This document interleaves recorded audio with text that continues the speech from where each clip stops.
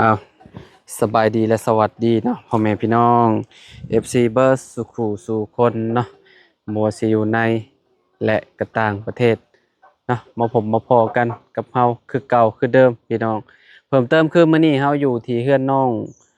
ต้นกล้าเด้อพี่น้องเด้อเนาะก็เข้ามานี่แหละพี่น้องเนาะแสดงความยินดีกับน้องเพิ่นเนาะ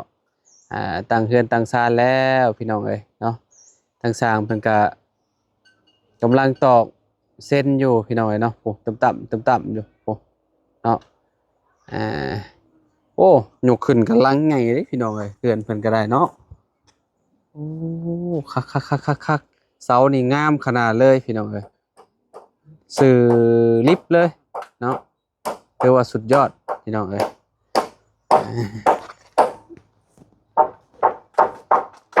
โอ้สองเถ่านี่พากันนั่งแยงเฮือนหลังใหม่อยู่พี่น้องโอ้ทางประตูเนาะสบายดีโดยโดยดีใจหลายโดยโดยคนแลนนั่งแยงเฮือนอยู่เนาะโดยดีใจเลยเพื่อนก็นั่งแยงเบิ่งนี่แหละโดยจับหมายจับเจาะยิงให้เขานั้นดีแล้วมื้อเช้านี่คนมาหลายบ่หลายในบ้านอยากฮอดชามสิบมันยกซอยนี่ได้ โดยฉันบ่แพ้ลูก เสาใหญ่เนาะเสาใหญ่มันหนักเสาเด็บแม่นแหละเสาใหญ่พอสมควรเด้อพี่น้องเนาะใหญ่แห้งพี่น้องเนาะโอ้ยถือว่าสุดยอดเลยเนาะตู่เนาะยกขึ้นหลังปากใหญ่บาดนี้ไผก็ว่าแล้วเฮือนติดตานะงามกว่าหมู่เพิ่นว่าบ่โดยโอ้ชาวบ้านว่างามเลยเฮือนน้องตงกาเนาะเขายอมว่าเฮือนไผก็เขาเฮือนต้นกาและงามลื่นว่ะ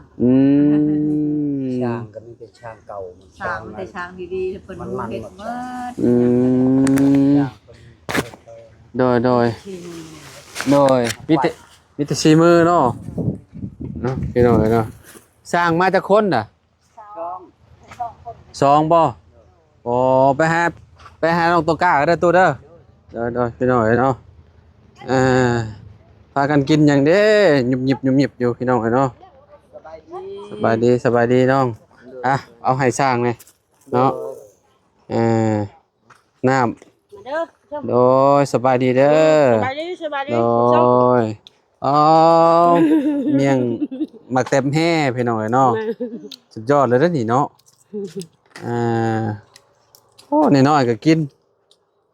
เมื่อเจ้าคือบ่กินบ่มึงกินแหละเผ็ดบ่เบิ่งก็สิเผ็ดแฮงอ่ะมันแดงๆบัดนี้น่ะโอ้แดงเป่งอยู่พี่น้องเนาะใส่หมกพริกหลายดิเนาะบ่ไปอะไรโคซ้ำโอ้ยเห็นแล้วก็แสบท้องแทนพี่น้องเคยกินมั้ยล่ะจุ๊เจ้ามากินเผ็ดเนาะตะกี้เฮาก็มักคือกันกับมื้อนี่บ่ปานได้ละโดยกินโดยเอากินบ่ไหวของมื้อนี่แบบแสบท้องกินเผ็ดเลยมันกระเพาะบ่ค่อยดีเลยเนาะกินหลายคนก็คักอยู่เนาะแม่นกินเมี่ยงพี่น้องเอ้ยมาโดยเอาเลยทัวแซ่บน้ำยังซะน่ะน้ำชาเนาะโอ้คักแล้ว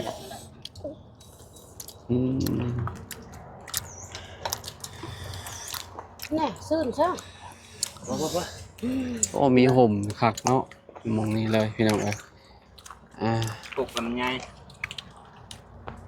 คือฝั่งนี้เพิ่นพอมันใกล้เฮือนเพิ่นตัดออกคือสิปลาเลยบัดนี้เนาะอย่างนี้เนาะปลาไว้กินหมากเนาะมาแต่บัดลงน้อยอันน่ะน้อยอยู่ได้นักคือบ่กินอ่ะกินตะเพียงเด็กน้อยก็กินเผ็ดได้เนาะเก่งดิเด็กน้อยบ้านนอกเฮานี่กระเจ้ากินได้เบิดแหละพี่น้องเผ็ดนะแต่หนึ่งยุงแล้วจังมุ่ง 10 โมง ประมาณ10บ่อ๋อเสานี่สุดยอดเลยใหญ่แฮงพี่น้อง น้ ใหญ่งามคัก ถ้าเจียว คือสิแน่นหนาครับเป็นอย่างแรกเพราะว่าเสามันเสาใหญ่เด้ แม่น โอ้พี่น้องจัดการเลย ผิดมันหมดแดงบ่แม่น อ๋อ เนาะห้องไทยเนาะว่า น้องบ่ได้ไปโรงเรียนบ่ บ่ว่าหยกเสานี่ อืม ซอยเพิ่น ไปเบาเนี่ย ซอยเฮ็ดเวียกนํเนาะ โดย ปลาทุ่ง เป็นตา แต่ เป็น ว่าบ่ ตา ได้ น่ะ เฮ็ดเวียกกะสิขาดๆเคินๆแล้วลูกเอ้ยมันบ่มีรถไปรถหมู่บุ่นหมู่ก็แต่บัดอะไรใหญ่พู อืม มื้อเขาไปเอาแล้วได้ไปมื้อเขาบ่ได้ไปเอาแล้ว อยู่ โดย อ๋อแม่นแล้ว ไป ซะเนาะ ขาดๆเคินๆเพิ่นเลยอยากไปนั่นแหละหากบ่มีรถตัวเอง มันรถยากๆเนาะ เนาะ ไปนำหมู่นี่นะ แม่นนะ บางทีหมู่ขี้ข้านมาหลับก็แล้ว โดย โดย เนาะอ่า จะมาถูกข์ เฮานี่ใจจริงเฮาก็จะไปเลยติ แม่นแหละเพิ่นน่ะ เข้าอยู่บ้านได้ก็อันเฮาโรงเรียน ปลาเมืองจันทน์ เมืองจันทน์เนาะ โดย ว้าไกลเลยพี่น้องเอ้ย เลี้ยง อยู่เมืองจันทน์พุ่นติดกับบ้านเก่งจ้องพุ่นพี่น้องเอ้ยเนาะขี่รถถีบก็บ่ไหวดอก ไปสิฮอด บ่ไหวเนาะมันทางเข้าไปหันกาขี้ต้มอีกอันยำตกอันนี้อย่าฝนบ่ตกสิมันเป็นห้วยเป็นคลองอยู่ว่ะ บ่คะแนนว่าใกล้ๆคือนี่ บ้านจำเจ้าบ้านอีหยังขึ้นกับบ้านยังมันเก่งไข่บ่ อะไร อะไร ขึ้นอะไรคือกันเนาะ โดย คะแนนว่าไปใกล้ๆกับบ้านน้องไซยังไข่อยู่เนาะ แม่ พอได้ขี่รถถีบไปได้นะอันนี้ผู้อยู่เมืองจันทน์ผมพี่น้องเอ้ยไกลๆนี่ อันนี้โลดโอ้ยโลดจะนี่ไปหาพุ่นรถถีบไม่ใช่ถีบได้บ่ ได้ถอยละ มันก็บ่ไหวอันแหละ แม่น เพิ่นเจอเอ้ยเช้าได้ก็ตื่นมาก็ล้างหน้าล้างตาก็กินข้าวกินน้ำมันก็รอแล้วรอหมู่ไปเอา ถ้าหมู่มาเอาก็สะม้อย น้อย อืม ทาอยู่แคมทางแหละ ถ้าก็จะบ่มาก็คือว่าแหละมันฮอดเวลาเข้าโรงเรียนแล้วก็บ่ทันหมู่อีก แม่นแหละ แม่ อ่านได้จะบ่นั่นนี่นะ บางแบบว่า ฮะ ตัวสลาบบ่ครบอ่านบ่ครบ อ่านสาระบ่ครบ โดย แบบไรบางโตก็ได้บางโตก็บ่ได้ โดย เจ็บอร่อย ต้องเรียนอันนั้นเรียนเสริมมาเฮาก็มา ไม่ใช่เลย อันนั้นเอาหัดเอาคนที่ว่าเขาเจ้าเป็นให้เขาเจ้าสอนคือว่าแล้วบ่ได้มีไผเป็นเนาะอยู่นี่เนาะ โดยกับเบิ่งอยู่โทรศัพท์แหละ เรียนเอาในโทรศัพท์ก็ได้คะแนนเจ้ามีโทรศัพท์น่ะมันก็สิบ่ยากปานใดเรียนภาษาลาวแล้วก็เจ้าก็มีสอนอยู่ โดย นั่นแหละเพิ่นก็เฮียนนั่นล่ะถ้ามือบ่ได้ไปเบิ่งมันซ้ำๆแล้วทำอะไรหมู่บ่ได้ไปเอา อืม เขาก็อยู่ในเรือนอยู่ในตู้อะไรเฮียนนั่นแหละเบิ่งอันนั้นแหละต้องกำลังพวกคนอยู่เฮียนไอ้ลีนี่ครับมันขาดๆเคินๆน้ำรถไงเป็นปกติแล้วเด็กน้อยมือคือมันแล้วเขาไปเอามือเขาเห็นการแล้วเขาบ่มาเลย น้ำตาลชิ้นนี้อ่ะ อยู่นี่บ่มีรถรับส่งเนาะ บ่ บ่มีเนาะ ตายเลยจ้ะ อยู่บ้านเฮาพัดมีรถรับส่งอยู่บ้านเฮา เนาะมันบ่มี แบบเดือนหนึ่งประมาณเท่าไหร่200,000นี่แหละประมาณนี่แหละพี่น้อง200,000หรือ200,000ปลายนี่แหละบ่แน่ใจปานใดเพราะว่าตะกี้น่ะราคาสิประมาณ70,000ตอนช่วงเงินบ่เพ้อนะ เนาะ ประมาณแหละต่อเดือนหนึงโอ้มันก็คุ้มอยู่โอ้มีมาเพิ่มอีกเลยมะเขือบ่นี่เนาะ มะเขือ อืพี่น้องเอ้ย อืม แซ่บบ่ครับโอ้ยพี่น้องเอ้ยเนาะ เลยสิ มาพี่น้องต้นกล้าเนาะ โดยโดย ร่วมกับน้องต้นกล้าเพิ่นก่อนพี่น้องเอ้ยเนาะ เจ็บบ้าน โอ้คักอืมฮ่านี่น้องเอ้ย4x6ได้เนี่ยเฮือนเนาะ แม่นแหละ4x6 อืม 4x6 4x5 มันนั้น สำคัญกับเฮือนนั่นน่ะเฮือนอาเจืองพี่น้องเอ้ยเฮือนอาเจืองนี่4x6เฮือนอาเจืองทรงเป็นแบบนี้เนาะทรงจั่วเนาะ โดย ทรงแบบหลังนั่นเลยพี่น้องเอ้ยงามอยู่เนาะได้การอยู่เนาะซ้ำสิอยู่แล้ว โดย หลังมือใหญ่ๆนึง อืม ตามกาแฟปืนแต่เป็นเอ้ย ถ้าไปว่าเฮ็ดถึกแล้ว หึ ถ้าไปว่าเฮ็ดถึกก็เห็นน้อยๆแต่ไปว่าถ้าเฮ็ดแล้วมันใหญ่ถ้าว่าเฮ็ดบ่ถึกเห็นใหญ่แหละถ้าเฮ็ดแล้วมันน้อยๆนี่เฮ็ดถึก ได้แล้วสำนี้แหละมันก็คะแนนบ่สิเอาใหญ่กว่านี้ก็คือว่าหั่นแหละ โอ้โดย มันก็อยู่น้ำงบน้ำหยังหั่นแหละเนาะ โดย เพราะว่านี่ก็เติบหนึงเด้นี่เขาว่า แม่นแหละ นี่ก็ใหญ่ ราคากับเท่าใดก็ค่าช่าง ค่าสร้าง16ล้าน5แสน 16ล้าน5แสนบ่ โดย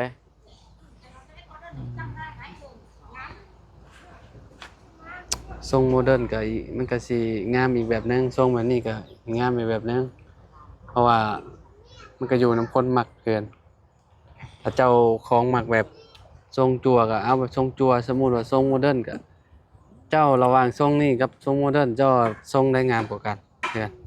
ถ้าเป็นค่อยสีมักทรงโมเดิร์นถ้าไปว่าเป็นพ่อเฒ่าสีมักทรงจั่ว มักคนละแบบเนาะ โดย ลานกับปะเฒ่ามักคนละแบบพี่น้องเอ้ยเจ้าวัยรุ่นเด้ โดย เพิ่นเป็นผู้เฒ่าเพิ่นก็สิมักทรงหยังก็งามแหละพี่น้องเอ้ยเนาะอยู่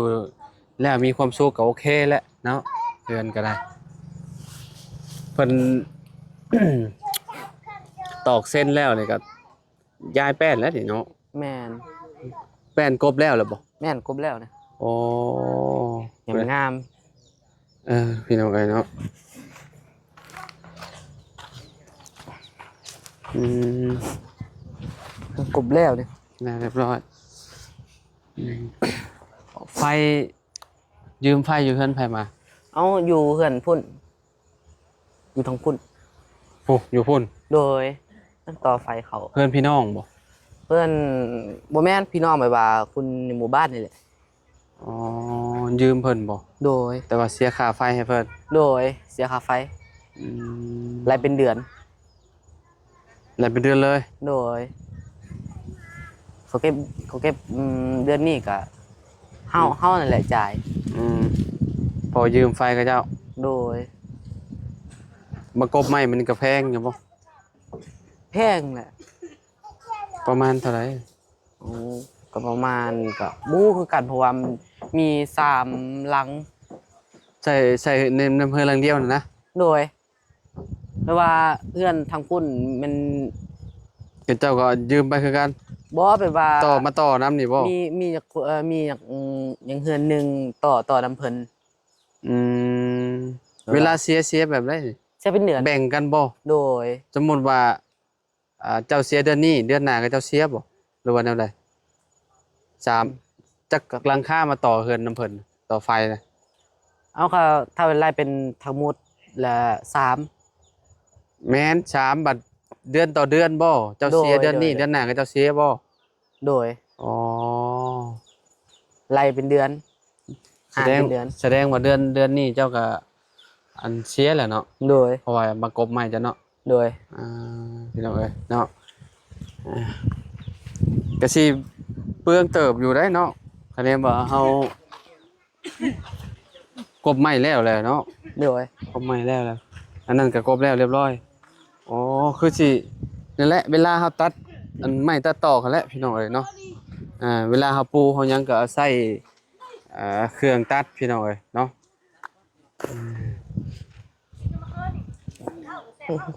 ได้การอยู่เฮือนเพิ่นงามอยู่พี่น้องเอ้ย แม่ เนาะ นงาม มาแลดเพิ่นมุ่งเพิ่นยังก็สิมาอัปเดตให้เบิ่งนํกันอีกพี่น้องเนาะว่าสิเป็นจังใดเนาะเมื่อวานนี้เห็นบ่เพิ่งมันเข้ามาอยู่เมื่อวานเพิ่นเอาหยังเข้ามาให้วัน เมื่อวานเนี่ยเอาเข้ากับน้ำและปลา อืม ปลาและผัก เฮ็ดหยังอันให้กับเจ้ากิน ปลา เพิ่นมาหยุกเพื่อนน่ะ ปลานิล โอ้ ประมาณ10 ลาบบ่ บ่ ต้ม ต้ม ต้มเอา แปลว่าเขาบ่เคยได้กินลาบทางนี้ ก็เจ้าบ่กิน โดย เอาเป็นหยังคือบ่มักลาบ เอาก็บู้คือกัน อืม แปลว่าเขา เจ้าบ่มักกินบ่ โดย อ่า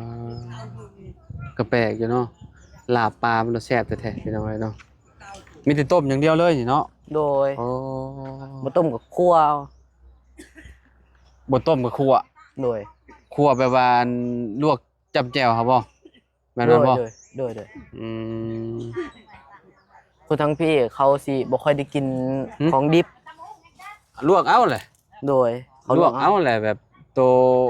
เฮาลาบสุกเด้บ่แม่นว่าสิลาบดิบเด้ โดย อ่า กะ ก็คือแบบเมนูต้มมันก็เป็นเมนูง่ายๆแหละเนาะมันบ่ได้แบบยุ่งยากอิหยังเนาะ โดย มีแต่ใส่ผักใส่หญ้าลงไปแล้วก็แล้วพี่น้อยเนาะคนมาปักหลายติของเจ้า โอ้ นี่ หลายแหละ ประมาณ22คน โอ้ 22คนประมาณนั้น เพราะว่าเสาต้นใหญ่เนาะ แม่นแหละ ต้นใหญ่เฮงเลย ถ้า พี่น้อง ว่า ของชบ้น มี10คน9คนก็ยกบ่ไหวแหละ แม่นและเสาใหญ่เด้ โดย มื้ออื่นก็วันเสาร์เนาะเพิ่นก็อยู่เฮือนคือเก่าพี่น้องอยู่ซอยเวียกซอยงานเนาะทางทีมสร้างนี่มีอยู่จักคนนะ 2 มา2คนบ่ โดย โอ้ ทางบ้านแก่งไคกับบ้านอะไรน้อย อยู่ใกล้ๆนี่เนาะ โดย บ่ได้ไกลจ้ะคือสิแล้วไว้อยู่ดอกพี่น้องขนาดว่ายกขึ้นมื้อนี้ยังจวดจ้าเลยเด้ นี่ก็ได้4มื้อนี้แหละ เพิ่นเฮ็ดได้ โดย บ่อัน ตั้งแต่เริ่ม ถ้าก็ เลย ยกมื้อนี้บ่ ฮักก็ยกมือนี่แหละแบบว่า บ่4มื้อที่ว่ารวมกับเพิ่นประกอบบ่ โดย อ๋อเพิ่นประกอบเพิ่นตัดอันบากทรงบากเสาแล้วเนาะ โดย อืมมื้อนี้เลิกงามยามดีพี่น้องวันศุกร์เนาะอยู่เคือนน้องเพิ่นเนาะจังได๋ก็ดีใจนำเด้อน้องเด้อเนาะได้เฮือนหลังงามๆอยู่เนาะ โดยขอบใจหลาย เนาะเฮาก็เห็นแล้วก็ดีใจนำน้องเพิ่นเนาะได้เฮือนหลังงามอยู่เพราะว่าเพิ่นก็นั่นแหละคือที่ฮู้แหละพี่น้องเฮือนเพิ่นเนาะเวลาฝนตกก็อยู่ลำ ๆ บาก โอ้แม่นแหละ หลังนั้นวันนี้ล้างใหม่บัดนี้โอ้ฝนตกก็บ่ย่านแล้วบัดนี้ทำที่นอนบัดนี้เนาะน้องเนาะ โดย ฮ้อนพุ่นแลบัดนี้ยามหนาวก็ได้ โอ้ เพราะว่าลมบ่เข้าเด้เนาะยามฝนตกก็บ่หัวเนาะตัวนั้นนี่หัวโจกๆเลยเนาะ โอ้แม่นแหละหัวโจก สังกะสีแดงพี่น้องเนาะโอ้หลายปีแล้วบ่นำมาสังกะสีตัวนี้ โอ้ นะ หลายปีแล้ว อืม ตั้งแต่น้องน้อย อืม ๆชื่อได้ อืม แต่น้อย เกิดมาก็เห็นแล้วนะเจ้าเนาะ ๆแม่น เออ เห็นตั้งแต่เขาเริ่มเฮ็ดเลย อืม เฮ็ดตั้งแต่แบบว่ายังบ่ได้เฮ็ด อืมเนาะเดี๋ยวจังว่ากันใหม่จ้ะพี่น้องเอ้ยเนาะก็นี่แหละหากับข้าวมาจักมื้อแล้วเด้บ่ได้เข้ามาบ่แม่นเป็นเดือนแล้วบ่จักบ่ได้เข้ามาหาต้นกล้าพี่น้องเอ้ยเนาะโดนแล้วเนาะตาเนาะน้องต้นกล้าเนาะ โดยโดนแล้ว บ่ได้เข้ามาหาพี่น้องเอ้ยเนาะ ถ้าสิว่าก็ประมาณเดือนแล้ว เดือนเนาะ โดย ตีซะเดือนหนึงแหละพี่น้องเอ้ยมาตั้งแต่กับเบาไล่ลุงเหิมบ่จักตอนนั้น บ่กับ ล่าสุด กับ บ่เพิ่ง แม่นล่าสุดเขาก็มาบ่เพิ่งเพราะว่าคอยอันนั้นคนน้ำมาให้เราหั่นแหละแม่นแหละพี่น้อยเนาะเดือนหนึงแหละประมาณนี้แหละเนาะมันบ่เคยลาบ่นะ บ่ แม่นเนาะเอาไปซะไปปะเลยเด้อเนาะ เอา อยู่ โด ดี ย มีแฮงเนาะ สบายดีเด้อ โดย อยู่ดีมีแฮงเด้อ โดยพี่น้อยเนาะขอบคุณหลายๆเด้อพี่น้องเด้อที่ติดตามเด้อเนาะไว้พอๆกันใหม่พี่น้องเอ้ยเดี๋ยวสิมาอัปเดตให้เบิ่งนํกันเรื่อยๆอยู่ดอกพี่น้อยเนาะเพื่อนน้องเพิ่นนี่แหละเนาะไปพี่น้องพอกันใหม่สบายดีเด้อพี่น้องเด้อ